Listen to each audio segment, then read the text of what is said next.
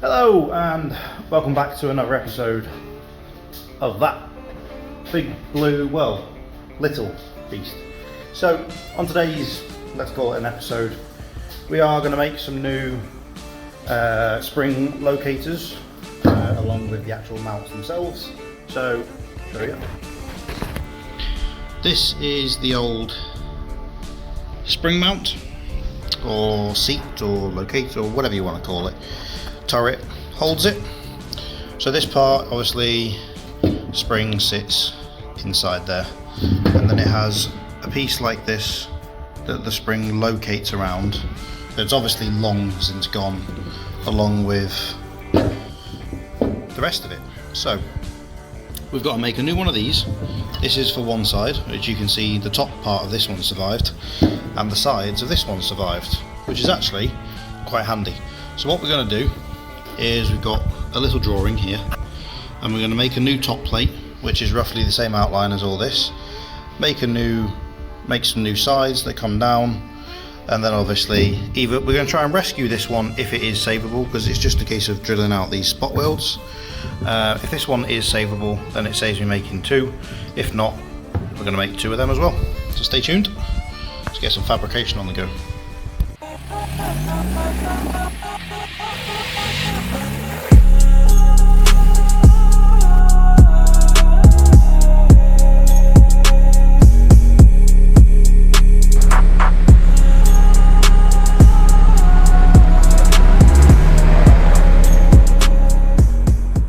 So you may have seen in the last episode we were doing some chassis welding on the old Jimny here. Now we finished up this side, finished up the infill plates on this centre section, done the other side. So we just got to do some more little rust treatment like here, and like what we've done over there, and you can see the difference between this part and this part. So once we've done the fabrication of these new spring mounts, we're going to get those welded on. But before we do all that, we're going to get the rust treatment on the go so they can do what it does, do its chemical, blah blah blah.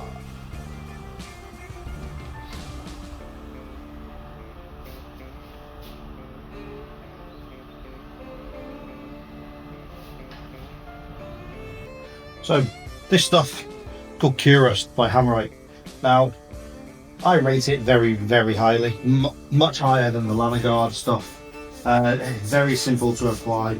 You just get a brush and brush it on, and it goes milky, sort of purpley colour like that. And then once it's done its chemical reaction and dried, it goes a nice sort of darkened black or blue metal, and it shows that the reaction of all the surface rust has done its job. Now I much prefer these chemical treatments where you can see things happening. To me, it just shows that you know something has done its job. That could all just be a gimmick. Could be a gimmick. I could have fallen for some marketing, but these are a much better product in my opinion. I've used it for years. I've used it on numerous projects. It's always done its job, stood the test of time. So I will always recommend this for everybody. Great stuff. And I'm going to need more than this little tub, that's for damn sure.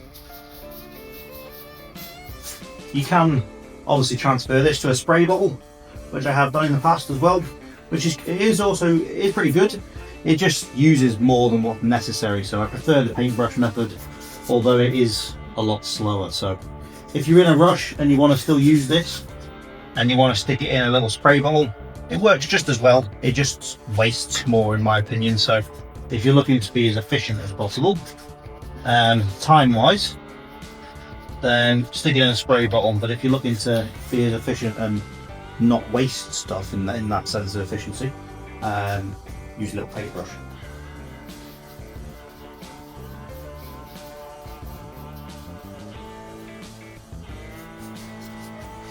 We're just going to do the main top parts here, the main frame parts, because they're all wire wheeled up to now.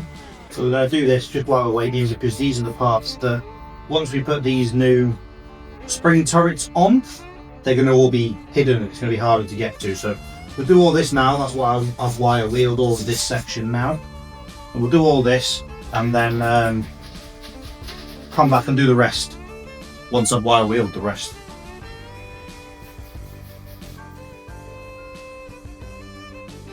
You can see there how it's now starting to go like a purpley colour. Obviously saw the rusty colour that it was before, so it's like all this sort of, and then now you can see this is the darkened sort of black metal afterwards, which is obviously a much nicer finish and gonna last the test of time, we hope. So let's crack on, get some fabrication done. So far we have our top plate here. Get rid of all that. This is our top plate here, and this is going to replace obviously that section there. So you can see it's roughly the same sort of parameters, but we're going to obviously make this heavier duty and then obviously look a little bit more off-roady, etc. So we're just moving on to fabrication of a new one of these little locators. So I've cut obviously a circle, put some notches the whole way round, and we're going to fold these notches up to give us this lip, and then obviously weld all the seams together. Cut the centre out. We're going to fold these triangles up and then either cut them off, or if they sort of line up I might just weld some new triangles in between the gaps, like obviously upside down ones. If not, then I've already got two pieces marked out here that curled up will make the same profile as what this does, and then I'll just weld the circle onto the circle. Not complicated, but very time consuming. So what should be obvious thing here is that this is something that locates the spring. Now if you look straight down on top of it, this one that I'm fabricating at the minute is ever so slightly bigger, so this is something to take into account, because the spring is supposed to sit pretty snug in this so that it doesn't move round, and obviously having that much more room to move isn't a great thing. So you can see that some of this side has rusted away, so I've accounted for the missing lip, but I do think it's still ever so slightly too big. So what we do is we just carry on a couple of these cuts here and just fold it in further. But so far that's the lip that's going to be around the edge. Obviously we'll just weld those up. These triangles, some aggressive looking things here, they're going to be too much of a pain in the arse to weld in upside down triangles in between each one of those, so we're just going to cut all of those off at the bend and then do like I said there and weld on the tube that we pre-make. Should be easier. Yeah, we've chopped off all these little triangles, run the angle around the blade in between each one of those so there's enough space there for welding, and I've gone and got the old bump stops. They're sort of like a locating turret as well. These are crusty but they're rubber, so all of that will just come off. Full of everything. Anyway, so the little locator thing here that sits on top like that when it wants to go in. That's how rusted and everything they are. So that one goes on top like that anyway, and then these go into there like so, and then the spring will sit like so. So you can see what this part that we're fabricating does, and then all we're going to do is weld this to here before we put the sides on, so it's nice and easy for us to get a good weld all the way around. Upon further inspection of this, because I have two of these, let's get another one. Big pile of parts over here. Look at it. Everything and the kitchen sink. Back here somewhere. There it is. I have this one, and I've just realised I don't actually need to make the second one. So because this one's pretty munted, but I might actually be able to use it, but this one I've just realised is actually inside there. So that's a bonus. Now I've got two templates. So I've decided that these are actually in pretty good shape. They are decent metal still. This one's a little bit worse than this one. This one is like well and truly solid, it's just rusty, needs a little bit of treatment on it. So I'm going to pause fabrication on this for the time being. I'm going to weld these up onto this. Well, I'm going to get one welded up onto this plate and then get the second one. But before we do that, we're going to treat them and then get some nice paint on them, so that obviously, because we're reusing this part, we give it the best chance we can to not rust in the future. So let's get on to that.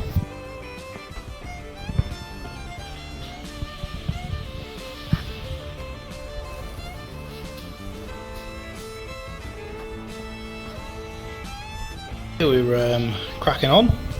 This is the old one for somewhat reference, and you can see the new one is very similar in style, obviously a lot thicker material, but very similar in style, and it's now obviously quite beefed up.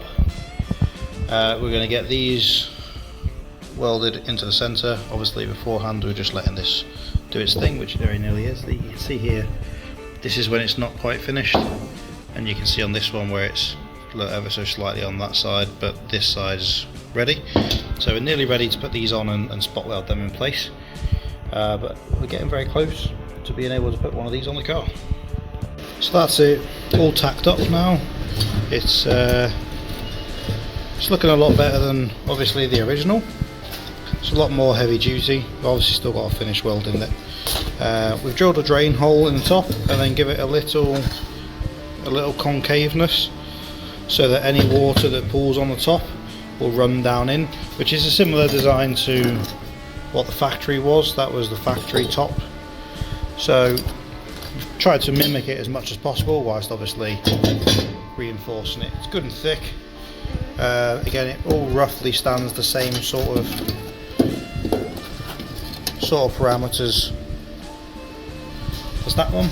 It's a little bit further out, but again, this one has lost a lot of the bottom piece, so it probably would stand very similar. But there's a reinforced Jimny spring mount, and let's make one more.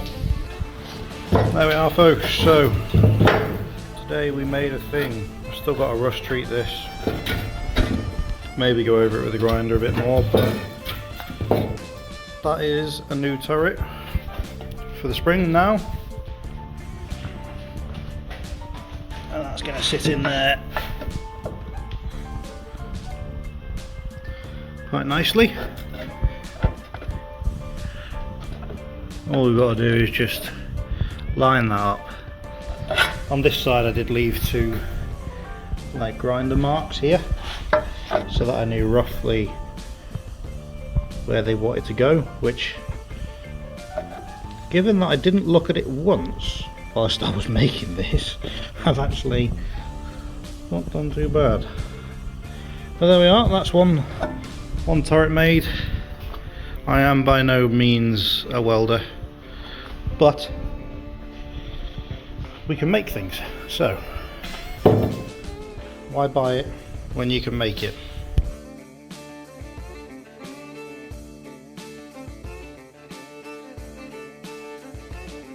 And then there was two. So we've got the second one all fabricated up now, much quicker making the second one as it was the first. We've got obviously sections here that are ground down, ready to accept the new mounts. So let's get them on.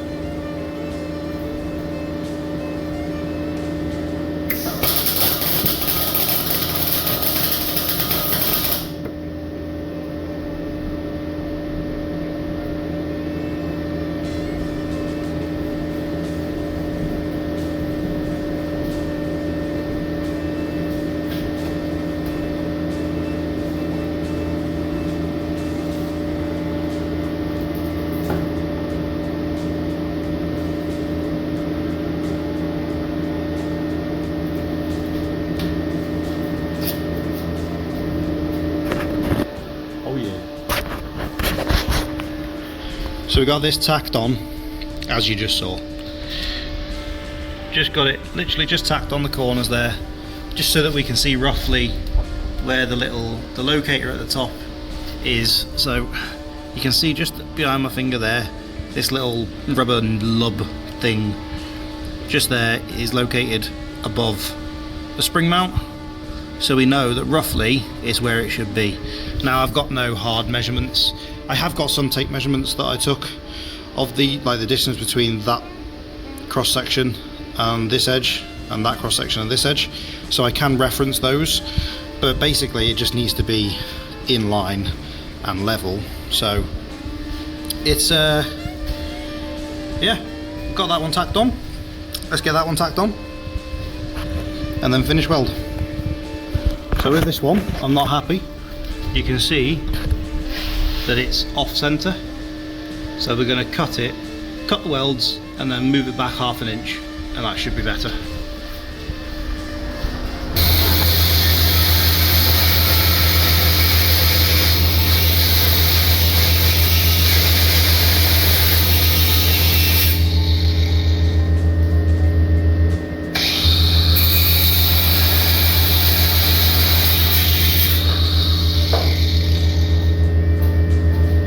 So I reground down where the welds were there, because prep is key with welding.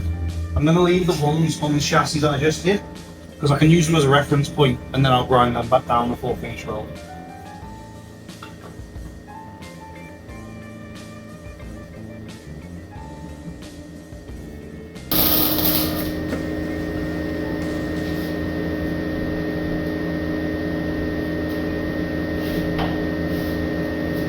This is, get out of the way, much more centralised now rather than where it was, so we just moved it literally 1/2 inch, put another couple of tacks on it just to hold it in place, and we'll get ready to finish welding.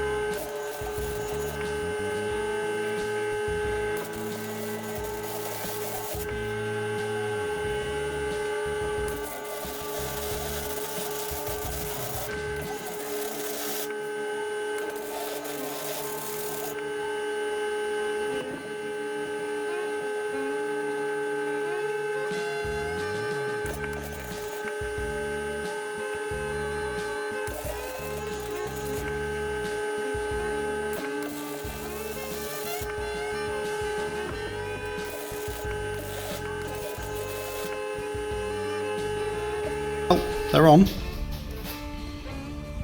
Welds aren't perfect, but when you're dealing with nice new metal and old metal, it's never the easiest job to weld, but they're on, they're strong. Let's get them ground down and make it look a little bit nicer. Might touch up the welds, but she'll do. Cracking along nicely. Obviously the spring turrets are now both on, welded nicely. We've stuck a couple little supports into there. It's nothing fancy, they're not designed for strength of the actual car, they're just designed to stop the sides sort of flexing, because if you look this obviously where we've cut it, you've got quite a lot of movement.